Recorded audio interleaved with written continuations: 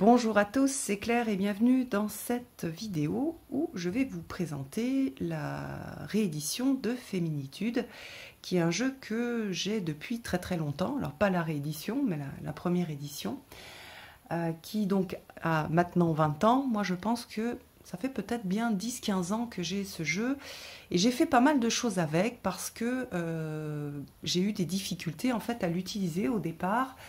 Parce que je trouve qu'il y a certaines choses qui ne sont pas suffisamment claires.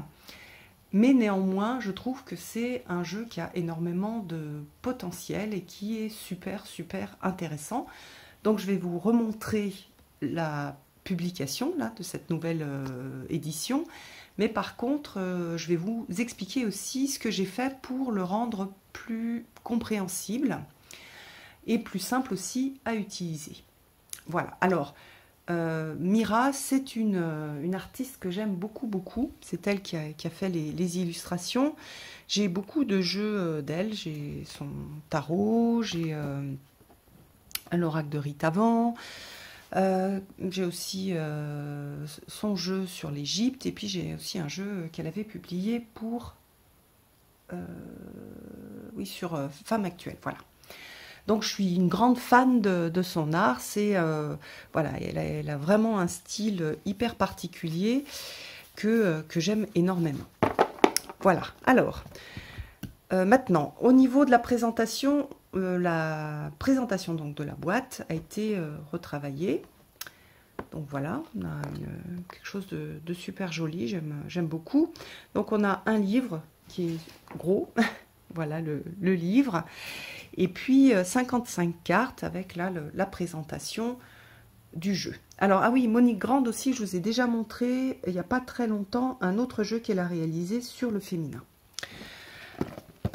Voilà pour la boîte. Ensuite, c'est une boîte en carton qui est assez classique des éditions du Souffle d'Or. Voilà. Hop. La présentation du livre, enfin la couverture du livre a été un petit peu modifiée. Et par contre, les cartes n'ont pas du tout, sont exactement les mêmes, avec un dos qui, je trouve, fait un petit peu ancien. Voilà, il a bien 20 ans ce dos-là. Je trouve dommage de ne pas avoir refait un dos en prenant un morceau d'une des cartes, par exemple, je ne sais pas, celle-ci, et mettre ça au dos, en le mettant voilà, dans le dos sans bord. Ça aurait pu faire quelque chose de très joli. Voilà, c'est dommage, mais c'est comme ça. Alors, au niveau du livre, il y a plein de choses intéressantes et il y a plein aussi il manque certaines choses, je trouve. Et je vais vous montrer comment faire en sorte de pouvoir utiliser beaucoup plus facilement ces cartes.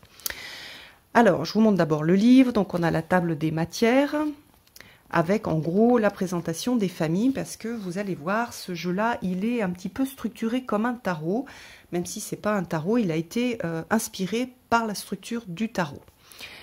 Alors, c'est pas noté dans le livre, je crois pas, mais je vais vous montrer sur les cartes comment est-ce qu'on fait pour retrouver quelle est la suite, par exemple, qui est liée à la carte.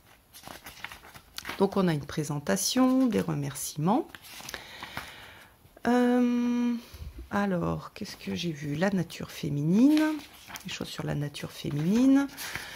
Un petit texte qui dit que c'est un outil d'évolution pour les hommes comme pour les femmes, et je suis tout à fait d'accord avec ça, même si dans les textes, c'est souvent décrit en se référant au cycle des règles de la femme, et donc ça ne va pas forcément déjà correspondre à toutes les femmes, parce qu'il y a énormément de femmes qui n'ont pas leurs règles, parce qu'elles prennent la pilule, parce qu'elles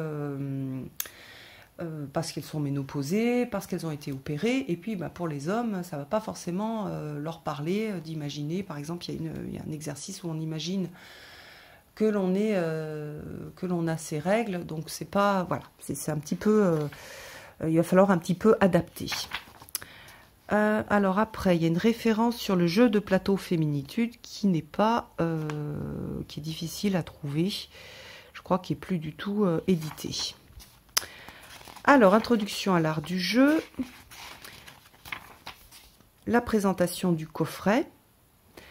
Donc voilà, ici aussi, on a Féminitude s'adresse à toutes les jeunes filles et toutes les femmes qui désirent parcourir la richesse et la diversité de leur nature féminine, c'est vrai, mais du coup, pas que.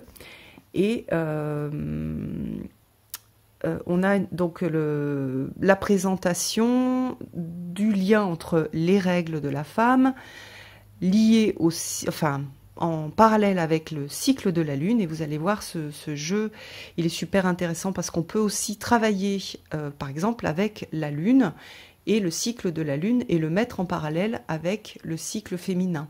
Ici, on a la structure du jeu. Je vous invite, si vous êtes un peu perdu dans le jeu, à faire une photocopie de cette partie-là et puis à mettre peut-être, par exemple, les énergies de la lune qui vont correspondre. Par exemple, ici, vous pouvez aussi, si vous êtes à l'aise avec le tarot, mettre les suites du tarot qui correspondent. Et puis, les couleurs aussi, que l'on va retrouver sur le tour des cartes qui vont vous aider à repérer quelle est la carte que vous avez tirée. Voilà. Donc, on a 4 familles qui correspondent au tarot avec l'air. Vous allez voir, on a des petites épées sur les côtés. Je vais vous les montrer. Ça, j'ai mis un petit moment avant de les trouver. L'eau, on va avoir des petites coupes. Le feu, on a des bâtons. Et la terre, on a des deniers. Et puis, on a 9 cartes dualité, 9 cartes arbre créateur qui sont magnifiques. Et puis, une carte de passage qui est la carte de l'extase. Alors, les différentes formes de tirage sont très, très intéressantes. Elles sont un peu longues à faire parce qu'il faut trier les cartes. On va aller piocher dans des familles particulières, mais on va avoir des résultats que je trouve super, super intéressants. Hop!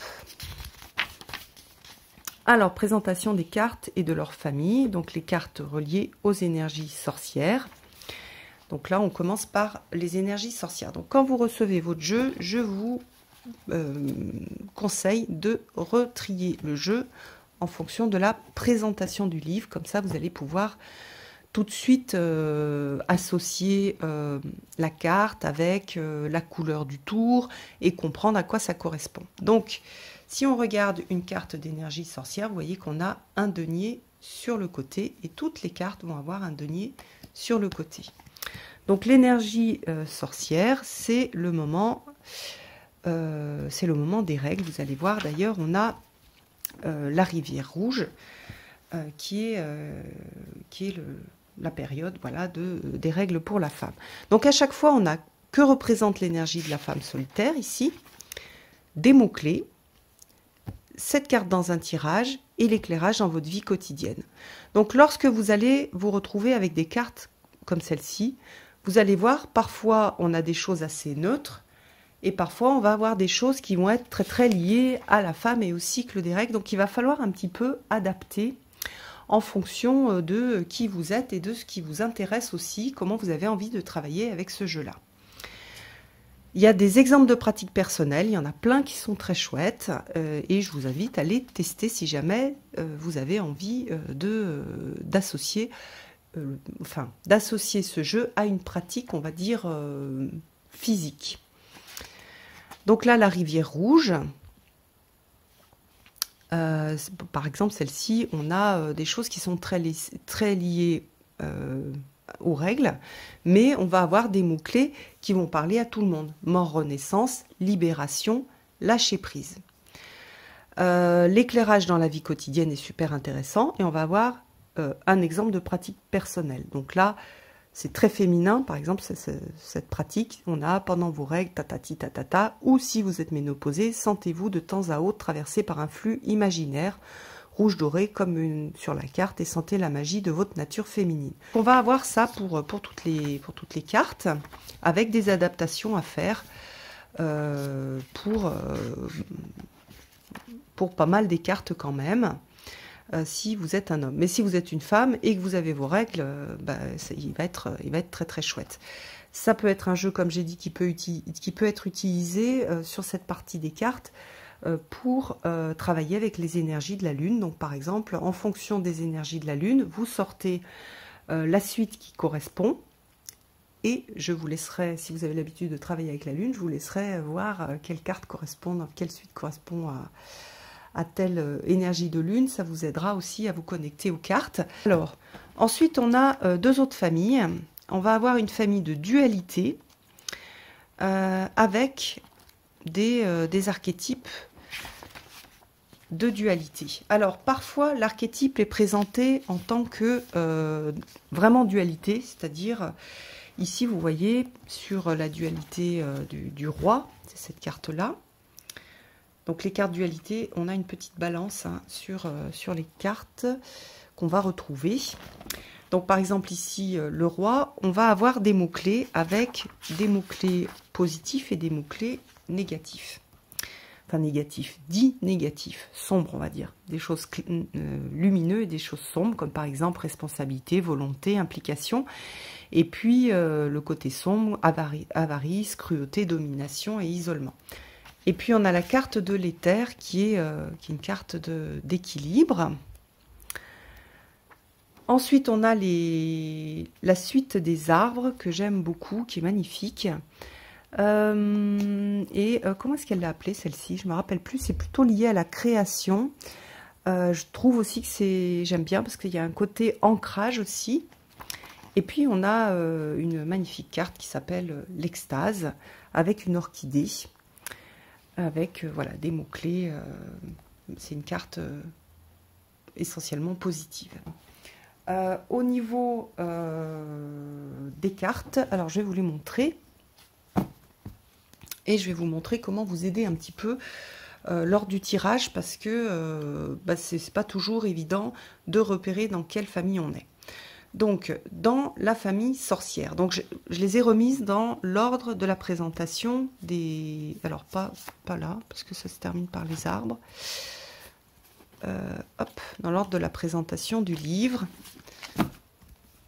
Et donc, nous allons les regarder. Alors...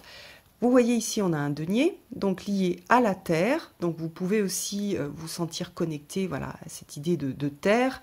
Si vous connaissez le tarot, vous allez aussi avoir peut-être d'autres informations en utilisant cette association de type tarot. Alors, vous voyez ici le denier. Ça, c'est, comme je vous l'ai montré tout à l'heure, les cartes qui vont représenter la période...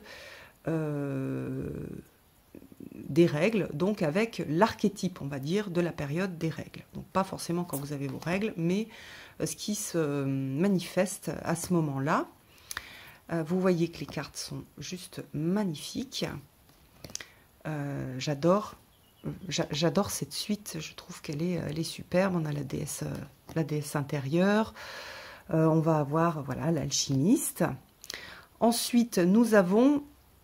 après les règles, le début du cycle avec des énergies qui sont appelées vierges. Donc là, c'était les énergies sorcières. Là, ce sont des énergies vierges. Elles sont liées aux épées et à l'air. Donc, on va avoir l'innocence, on va avoir l'amoureuse, la joueuse, la liberté, la muse, donc la chasseresse, le fleurissement et la joyeuse. Vous voyez, à chaque fois, hein, on a cette petite épée, la lumineuse. Ensuite, nous avons l'énergie de la mer. Alors, l'énergie de la mer, on va avoir donc, elle va être liée à l'eau et aux coupes. Vous voyez, on va avoir les coupes à chaque fois. Et puis, sur celle-ci, on a aussi une association avec le cygne. D'ailleurs, on a aussi d'autres associations, hein, je vous laisserai chercher et regarder. Hein, oui, ici, on a des soleils. Donc, il y a aussi des associations avec d'autres symboles. On a la création, on a l'accueillante, l'union d'amour, vraiment, les cartes sont magnifiques, magnifiques. La bâtisseuse, la prière. Ah oui, j'ai rien dit sur la taille des cartes. En fait, je crois que la hauteur des cartes est à peu près la même que pour un tarot, mais elles sont un petit peu plus larges. D'ailleurs, elles sont très faciles à utiliser. Alors, on n'a pas des cartes hyper épaisses avec des bordures dorées, mais ça donne une sorte de... Moi, je les aime bien, ces cartes. Elles sont souples et elles sont très faciles à manipuler. Elles sont ni trop glissantes, ni pas assez glissantes. Elles ont une taille qui est chouette quand on n'a pas des grandes mains. Et j'aime bien la souplesse pour pouvoir les mélanger. Donc voilà, elles ressemblent plus à des cartes à jouer. Mais je trouve qu'elles sont d'une bonne qualité. Mais pas avec le ressenti de ce qu'on appelle bonne qualité aujourd'hui. C'est-à-dire elles ne sont pas hyper épaisses. Voilà. Mais elles sont souples et elles reviennent bien en place. Hein. Voilà, c'est...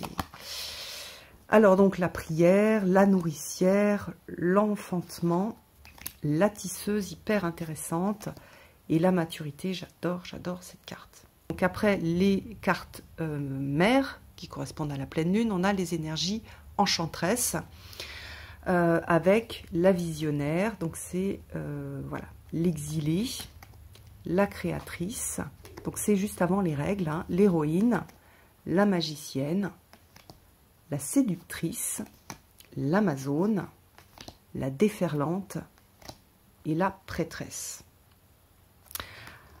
Hop. Alors, c'est des cartes qui sont qui vont pouvoir aussi être utilisées pour les gens qui travaillent avec des énergies de déesse, des énergies féminines, des énergies de déesse. Et on a aussi donc tous les aspects de la déesse, avec des parties de déesse lumineuse, de déesse qui va materner, et puis de déesse sombre, plus liées à la magie, à tout ce qui est caché. Donc pour ça, c'est super intéressant. Alors ensuite, les cartes dualité, comme je vous ai dit, on a des petites balances qui sont cachées dans le décor. Donc on va avoir pour pas mal de cartes, la carte divisée en deux, mais pas pour toutes. Elles sont super intéressantes, ces cartes-là, vous voyez. La balance, où est-ce qu'elle est? Elle est là. Là, on la retrouve ici. Donc ici, on a les forces du jour et de la nuit. On a le chevalier. Vous voyez, le chevalier, il n'y a pas de chevalier. Chevalier, c'est plutôt masculin comme archétype. Mais on l'a présenté sous forme masculine. Donc on peut faire le contraire. Ça n'a pas de, voilà, c'est pas d'importance. On travaille avec des archétypes et des énergies. On retrouve la balance des deux côtés. Donc là, c'est la princesse, la sorcière, hyper intéressante, le diable, la balance, donc l'équilibre, et puis l'éther. Donc la réconciliation des opposés. Donc celle-ci, on est sur une carte de réconciliation. Ensuite, on a les magnifiques cartes liées à la créativité, qui sont des cartes d'arbres. Donc, on a l'arbre soleil, l'arbre lune, l'arbre de vie, j'adore ces cartes, l'arbre du monde, l'arbre de myrrhe, l'arbre matrice, l'arbre renversé, l'arbre du haut, l'arbre mort, et puis on a la carte de l'extase. Donc en résumé, pour moi, c'est un jeu qui va aussi intéresser toutes les personnes qui sont, par exemple, intéressées par les énergies de sorcières. Donc on a, bien sûr, on ressent hein, une sorte de lien avec l'alchimie et avec les traditions amérindiennes, mais malgré tout, je trouve qu'il a une énergie sorcière comme on peut le retrouver dans pas mal de jeux, enfin dans pas mal de jeux, comme l'énergie sorcière c'est quelque chose qui intéresse énormément les gens, donc on a ce côté féministe, renaissance du féminin, et aussi un côté mystérieux, et je trouve qu'il porte vraiment ça en lui, par les illustrations. Donc il y a des petites améliorations à faire, il y a un peu un petit travail pour le faire sien. Mais une fois qu'on l'a fait sien, c'est vraiment un super beau jeu. Donc moi j'ai découpé dans mon jeu précédent les tours, donc j'ai plus la couleur, je me sers en fait des petites illustrations. Ça permet d'avoir des cartes qui sont plus petites, par contre elles sont moins faciles à mélanger, donc je pense que je vais conserver celui-ci intact pour l'utiliser. Et puis à nouveau, il permet de travailler aussi avec la lune, donc c'est vraiment, vraiment chouette.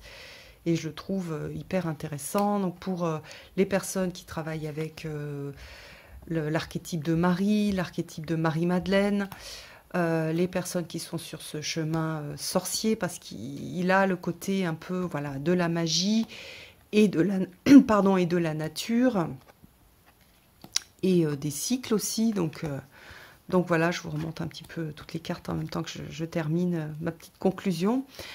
Voilà, donc en résumé, c'est vraiment un jeu que j'aime beaucoup, beaucoup, voilà, avec lequel on peut faire plein de choses. Et justement, ayez de la créativité, faites-le vôtre. Et voyez à travers ces cartes aussi les archétypes, les dieux, les déesses, enfin plutôt les déesses avec lesquelles vous êtes en train de travailler.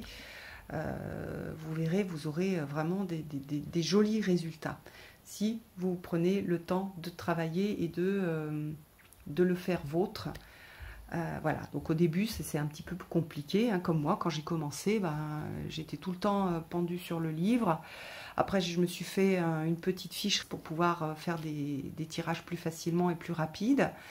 Et puis aujourd'hui je suis plus à l'aise et je les fais un peu mien, même si je vais assez souvent rechercher dans le livre des informations, parce que je trouve qu'il y a plein de choses qui sont intéressantes dans le bouquin. Voilà, je vous embrasse tous et puis je vous donne rendez-vous pour une prochaine vidéo. À bientôt!